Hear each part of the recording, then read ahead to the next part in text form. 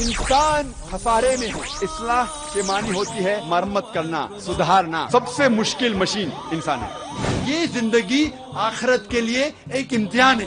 ایک مسلمان اچھا مسلمان ہو ہی نہیں سکتا جب تک وہ اچھا انسان نہیں. جب اللہ سے آتے تو کس سے ڈرنا؟ بھگوان ایک ہی ہے, دوسرا نہیں ہے, نہیں ہے, ذرا بھی نہیں ہے.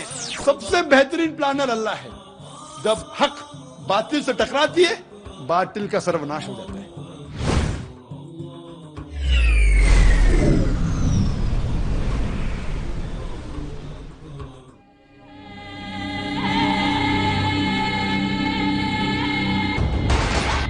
جہاد اور دہشت گردی. اسلام کے پس منظر.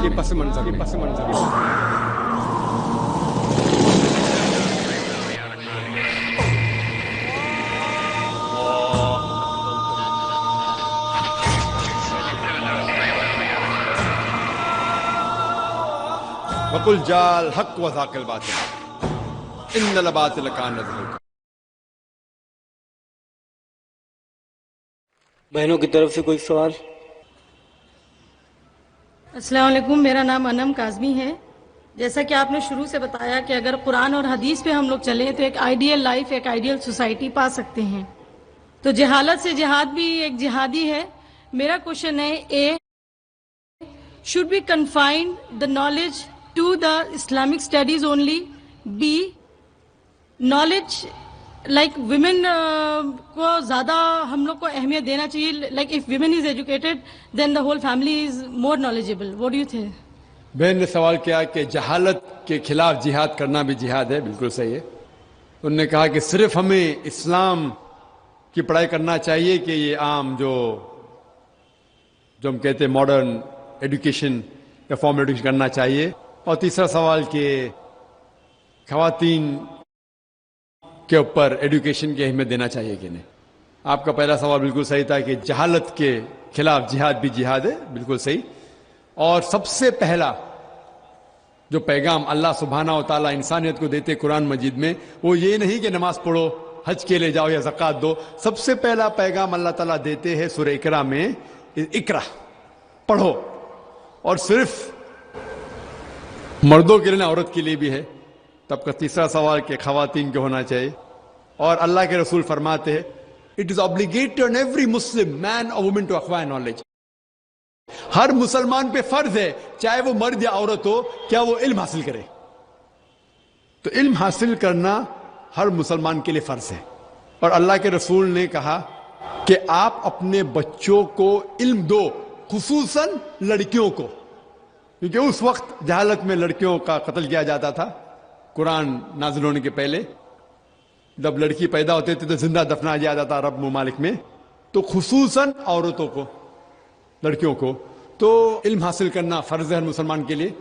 جہالت کے خلاف جہاد کرنا فرض ہے, اور عورتوں کے لیے بھی. جو آپ کا دوسرا سوال ہے, جو آخری سوال ہے, کیا ہمیں اسلام کے علاوہ باقی دنیائی علم حاصل کرنا چاہیے کہ نہیں؟ بے شک کرنا چاہیے. کیوں نہیں کرنا چاہیے؟ علم دو قسم کی ہوتی ہے, دینی علم قرآن اور حدیث کی روشنی میں, اور دنیائی علم بھی, یہ بھی ضروری ہے. اور کئی قرآن کے آیت کو سمجھنے کے لیے یہ دنیائی علم بھی ضروری ہے. اسی لیے قرآن مجید فرماتا ہے سورہ نحل میں سورہ 16 آیت نمبر 43, فَاسْأَلُوا أَهْلَ الذِّكْرِ إِن كُنتُمْ لَا تَعْلَمُونَ. اگر آپ نہیں سمجھتے تو ان سے پوچھو جس کے پاس علم ہے. اسی لیے ہم نے بمبئی میں ایک اسکول قائم کی جس کا نام ہے اسلامک انٹرنیشنل اسکول. یہ ایک علیحدہ اسکول ہے. 2 زبانوں میں اس کا میڈیم آف انسٹرکشن ہے, ایک انگلش اور دوسرا عربی ہے. ہم جب بچوں کا داخلہ کرتے 3 سال کی عمر میں ہمارے اسکول میں بمبئی میں, ان کو دونوں زبان سکھاتے ہیں, انگریزی زبان اور عربی زبان. جب 3 سال کی عمر میں داخلہ ہوتا ہے نرسری میں, ہم جب سکھاتے A for apple, B for ball, A for Allah, B for بسم اللہ, ہم سکھاتے من الف اسد, من با بیت, من تا تفاح. کیونکہ مسلمانوں کو عربی جاننا بہت ضروری ہے.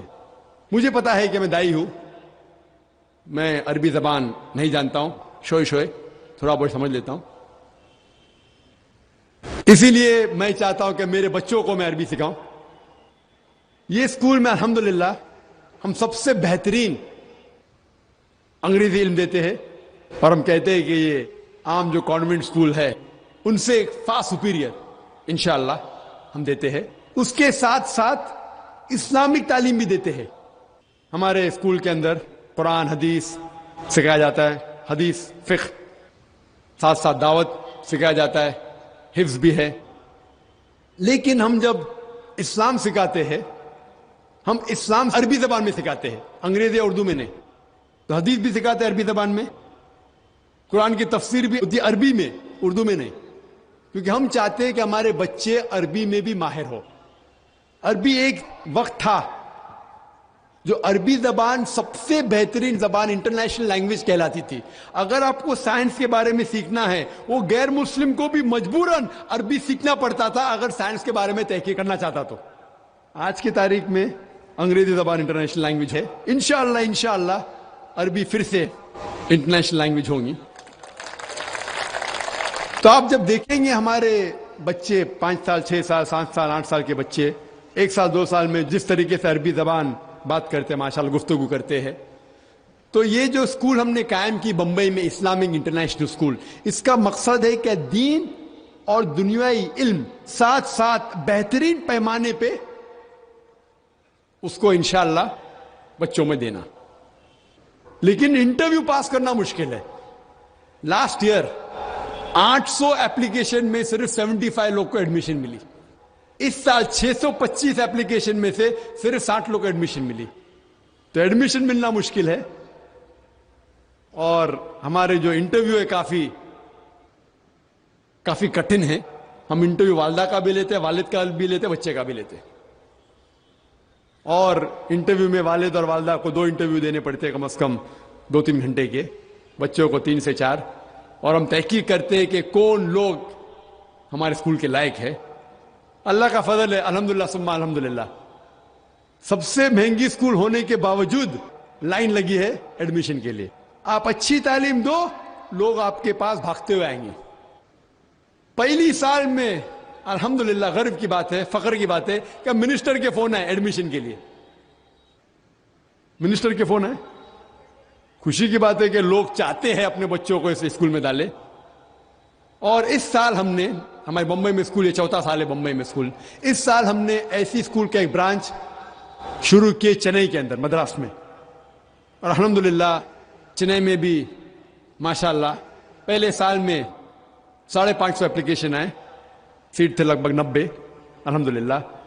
تو ایسے کئی اسکول, سینکڑوں اسکول آنا چاہیے, صرف ہندوستان میں نہیں ساری دنیا میں, جس کا دار و مدار دونوں ہیں, دینی علم بھی اور دنیائی علم بھی.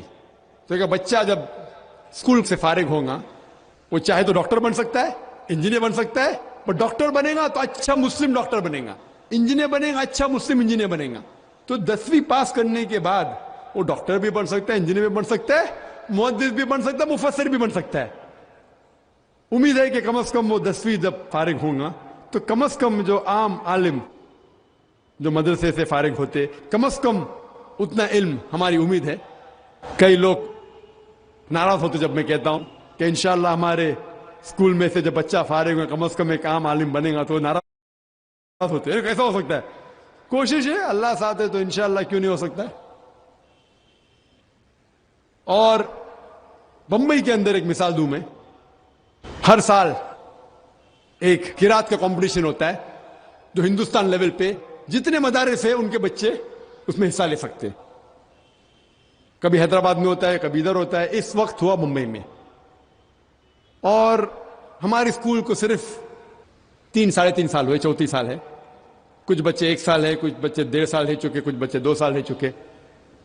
اور سارے ہندوستان کے بچوں میں الحمدللہ ثم الحمدللہ قرات کمپٹیشن میں ہمارا جو ایک 3ری اسٹینڈرڈ کا بچہ وہ 2سرے نمبر پہ آیا, اور 4تھی اسٹینڈرڈ کا بچہ 3سرے نمبر پہ آیا. اور جو پہلے نمبر پہ آیا وہ دوسرے مدارس کا تھا جو 9ویں اسٹینڈرڈ میں پڑھ رہا تھا. ہمارے وہاں 9ویں ہے ہی نہیں. تو یہ فخر کی بات ہے الحمدللہ ہمارے بچے جو 2nd اور 3rd کے بچے جو تھے وہ 9ویں 10ویں بچے سے کمپیٹ کر کے اللہ کے فضل سے 2سرے اور 3سرے نمبر پہ آئے. تو ہمیں امید ہے کہ اللہ تعالی ہمارے ساتھ ہے. تو انشاءاللہ ہمارے اسکول میں حفظ بھی ہے, حافظہ بھی ہوتا ہے. جو بچے حفظ میں ذہین ہیں تو اس طریقے سے اور اسکول سارے ہندوستان کے شہروں میں ہونا چاہیے تاکہ ہمیں دونوں پہ مہارت رہے، اسلامی علم پہ بھی اور دنیائی علم پہ بھی. جب ہم دیکھتے ہیں یہ کرسچن عیسائی پریسٹ جب دنیا میں باہر نکلتا لوگ اس کی عزت کرتے، لوگ فخر سے دیکھتے ہیں. افسوس کی بات ہے کہ اسلام میں ایسا نہیں ہے.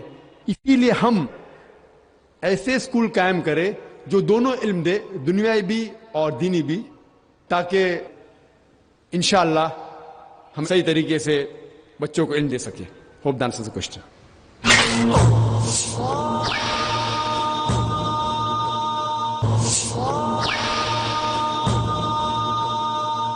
بھائیوں کی طرف سے پہلے مائک سے سوال. جناب ڈاکٹر راغب صاحب، السلام علیکم ورحمۃ اللہ وبرکاتہ. میرا نام محمد ظفر علی ہے، میں بھی ایک میڈیکل کا اسٹوڈنٹ ہوں.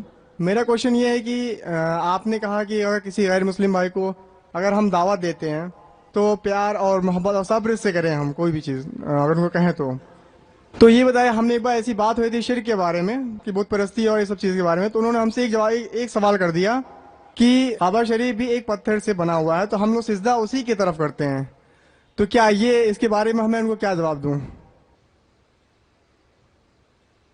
بھائی صاحب نے اچھا سوال کیا، غیر مسلم نے بھی آپ سے اچھا سوال کیا. صحیح سوال ہے بھائی. اگر شرک اسلام میں حرام ہے تو آپ مسلمان جب نماز پڑھتے تو کعبہ کو سجدہ کیوں کرتے؟ سوال اچھا ہے. جس کو جواب نہیں بولیں گے نا شیطانی سوال ہے. تو اگر ہم پوچھیں گے بھائی کیوں یہ غلط ہے اسلام میں، جواب نہیں پتا ہے تو لوگ بولیں گے شیطانی سوال ہے. سوال تو بھائی صحیح سوال ہے میرے حساب سے. اور یہ سارے سوالوں کا جواب آپ اگر ویب سائٹ پہ جائیں گے irf.in میں، عام سوال ہے، کوئی نیا سوال نہیں میرے لیے، عام سوال ہے. اس کا جواب یہ ہے کہ کوئی بھی مسلمان کعبہ کی عبادت نہیں کرتا. کعبہ ہمارے لیے قبلہ ہے، دشا ہے، ایک ڈائریکشن ہے. ہم مسلمان ہم یکسانیت میں مانتے ہیں، کانگریگیشن میں مانتے ہیں. مثال کے طور پہ اگر ہمیں یہاں نماز پڑھنا ہے تو کوئی شخص کہیں گا کہ پورب کی طرف دیکھو، کوئی کہیں گا پشچم کی طرف، کوئی کہیں گا ساؤتھ، کوئی نارتھ، کوئی ایسٹ، کوئی ویسٹ، کس طرف ہم دیکھیں. تو اللہ تعالیٰ فرماتے ہیں سورہ بقرہ میں جہاں بھی آپ ہے کعبہ کی طرف دیکھ کے نماز پڑھو. کعبہ ایک دشا ہے، ہمارے لیے قبلہ ہے. اور جب سب سے پہلے ساری دنیا کا نقشہ جو جغرافی ورلڈ میپ بنائے وہ مسلمانوں نے، الادریسی نے 1154 میں 1154 میں. اور جب مسلمان جغرافی ورلڈ میپ بنائے تو ساؤتھ پول اوپر تھا اور نارتھ پول نیچے تھا اور کعبہ بیچ میں تھا. یہ ویسٹرنرز انگریز لوگ آئے اور میپ کو الٹا کیا، نارتھ پول اوپر ساؤتھ پول نیچے، بٹ پھر بھی الحمدللہ کعبہ سینٹر میں ہی ہے، بیچ میں ہی ہے. تو دنیا کے کوئی بھی حصے میں آپ ہے کعبہ کی طرف دیکھ کے آپ نماز پڑھو. ہم جب مکہ جاتے ہیں عمرہ کے لیے یا حج کے لیے تو ہم کعبہ کے گول طواف کرتے ہیں. کعبہ کے گول طواف کرتے ہیں سرکمامبولیٹ. کیوں کرتے؟ کیونکہ اللہ کا حکم ہے، اللہ کے رسول کا حکم میں کرتے ہیں. لیکن لاجیکلی سوچ سکتے ہیں کہ ہر دائرے کا، ہر سرکل کا ایک ہی سینٹر ہے، ایک ہی بیچ کا ایسا سینٹر ایک ہے. تو ہم جب طواف کرتے ہیں، گرد گھومتے ہیں، یہ تسلیم کر رہے ہیں کہ اللہ ایک ہے، اس لیے ہم طواف کرتے ہیں. اور جو حضرت عمر رضی اللہ عنہ نے کہا کعبہ کے بارے میں، سنگ اسود کے بارے میں، وہ ساری غلط فہمی دور کر لیتا ہے. حضرت عمر رضی اللہ عنہ کہتے ہیں، صحیح بخاری میں ذکر ہے، ورم نمبر 2 کتاب الحج چیپٹر نمبر 56 حدیث نمبر 675 میں حضرت عمر فرماتے ہیں رضی اللہ عنہ کہ یہ سنگ اسود، یہ کالا پتھر، نہ میرے لیے کوئی اچھا کام کر سکتا ہے نہ برا، نہ میرے لیے برا ہے نہ میرے لیے اچھا ہے، کیونکہ میرے رسول نے اس کو چوما، اس لیے میں چوم رہا ہوں. نہیں تو یہ کالا پتھر نہ میرے لیے کوئی بھلائی کر سکتا ہے نہ برائی کر سکتا ہے. یہ الفاظ دوسرے خلیفہ حضرت عمر رضی اللہ عنہ کہ کافی ہے انسانیت کو بتانے کے لیے کہ ہم کعبہ کو نہیں پوچھتے. اور ایک جو نقطہ ہم غیر مسلم سے کہہ سکتے ہیں اور جو میں اکثر کہتا ہوں کہ محمد صلی اللہ علیہ وسلم کے دور میں کئی صحابہ کعبہ پہ کھڑے ہو کے اذان دیتے تھے. میں یہ پوچھنا چاہتا ہوں کوئی بھی بت کی عبادت کرنے والا جو بت کی عبادت کرتا ہے اس کے اوپر کبھی بھی کھڑے نہیں رہیں گا. تو صحابہ کعبہ پہ کھڑے ہو کے، حضرت بلال رضی اللہ عنہ وہ کعبہ پہ کھڑے ہو کے اذان دیتے تھے. یہ صاف ہے کیونکہ ہم کعبہ کی عبادت نہیں کرتے اسی لیے صحابہ کعبہ پہ کھڑے ہو کے بھی آزان دیتے تھے. Hope that answers the question. دوسرا سوال بھائیوں کی طرف سے. السلام علیکم ورحمۃ اللہ وبرکاتہ. میرا نام یونس شیخ ہے اور میں جرنلزم کا اسٹوڈنٹ ہوں. حضرت سے جہاد کے ٹاپک پر ایک سوال یہ ہے کہ ہمارا ملک ہے، ہمارے یہاں بھی بہت زیادہ دہشت گردی بڑھی ہوئی ہے، اور اسلام کہتا ہے کہ حب الوطنی کا جو جذبہ ہے اسلام اس کی بہت تاکید کرتا ہے، اور ہمارے یہاں کے کچھ لوگ ہیں جو ہمارے نوجوانوں کو جہاد کے نام پر بھڑکاتے ہیں اور کہتے ہیں کہ یہ اللہ کا کام ہے، اللہ کے احکام کے لیے آگے آؤ، اور اپنے ملک سے غداری کے لیے انہیں اکساتے ہیں. ان لوگوں کے بارے میں اسلام کیا حکم دیتا ہے؟ اور اسلامی منچوں سے لگاتار ایسی تنظیموں کی حمایت کی جاتی ہے، ان تنظیموں کے بارے میں آپ کا کیا خیال ہے؟ شکریہ. بھائی صاحب کا سوال ہے کہ کئی لوگ نوجوانوں کو بھڑکاتے ہیں کہ ملک کے خلاف جھگڑا کرو، یہ جہاد ہے وغیرہ وغیرہ. جہاں تک کہ ہندوستان کا سوال ہے، ہندوستان کے کانسٹیٹیوشن میں، اس ملک کے کانسٹیٹیوشن میں ہر ہندوستانی کا حق ہے کہ وہ کوئی بھی مذہب کے اوپر عمل کر سکتے اور اس کی دعوت دے سکتا ہے. یہ چند ممالک میں ایسا کانسٹیٹیوشن میں لکھا، اور ہندوستان ان ممالک میں سے ایک ہے جس کے کانسٹیٹیوشن میں it is the birth right of every citizen of India to follow, propagate and preach religion. کوئی بھی ہندوستانی کوئی بھی مذہب کو فالو کر سکتا ہے اور اس کی دعوت دے سکتا ہے، یہ حق ہے. دیکھو میں الحمدللہ ڈنکی کی چوٹ پہ دعوت دیتا ہوں کہ نہیں؟ ماشاء اللہ. ڈرنے کی کیا بات ہے، وہ مسلمان ڈرتے ہیں. اور بمبئی میں جو شہر میرے حساب سے سب سے مشکل ہے دعوتی میدان میں، لیکن اللہ کی مدد ہے تو کوئی بھی مشکل نہیں ہے. میں کوئی بڑا تیس مار کا نہیں ہوں، میں معمولی انسان ہوں، لیکن اللہ کی مدد. اللہ تعالیٰ فرماتے ہیں سورہ عمران میں سورہ نمبر 3 آیت نمبر 160 میں، اگر اللہ سبحانہ و تعالیٰ آپ کی مدد کرے تو کوئی بھی آپ کو نہیں ہرا سکتا ہے، کوئی بھی کام مشکل نہیں. لیکن اللہ تعالیٰ اگر آپ کے ساتھ نہیں دے تو کوئی بھی آپ کی مدد نہیں کر سکتا. تو مومنو اللہ پہ ایمان رکھو. آپ کے سوال میں یہ تھا کہ لوگ بھڑکا رہے ہیں. جہاں تک کہ ہندوستان کا سوال ہے، ہندوستان کے کانسٹیٹیوشن میں کوئی بھی ایسی چیز نہیں ہے جو اسلام میں حرام ہے اور ہندوستان کا کانسٹیٹیوشن آپ کو اس چیز کرنے پہ مجبور کر رہا ہے. میرے علم میں ایسی کوئی بھی چیز نہیں ہے جو اسلام میں حرام ہے اور انڈین کانسٹیٹیوشن، انڈین گورنمنٹ آپ کو فرض کر رہا ہے. مثال کے طور پہ اسلام میں شراب پینا حرام ہے، ہندوستان کے کانسٹیٹیوشن میں یہ نہیں لکھا کہ شراب پینا فرض ہے. ایسی ایک بھی چیز نہیں ہے جو ہمیں مجبور کرتی ہے حرام کرنے پہ، اور جو چیز فرض ہے وہ انڈین گورنمنٹ نہیں کہہ رہی کہ حرام ہے. مثال کے طور پہ نماز پڑھنا فرض ہے، انڈین گورنمنٹ روکتی نہیں ہمیں. تو ایک مسلمان ایک اچھا مسلمان ہونے کے ساتھ ساتھ اچھا ہندوستانی بھی ہو سکتا ہے. انڈین گورنمنٹ کے اندر کوئی بھی رول ایسا نہیں ہے، کوئی بھی لا نہیں ہے جو ہمیں روکتا ہے اچھا مسلمان بننے سے. میں جانتا ہوں کچھ پولیٹیشین لوگ اپنے ووٹ بینک کے لیے مذہب کا استعمال کرتے ہیں الیکشن جیتنے کے لیے.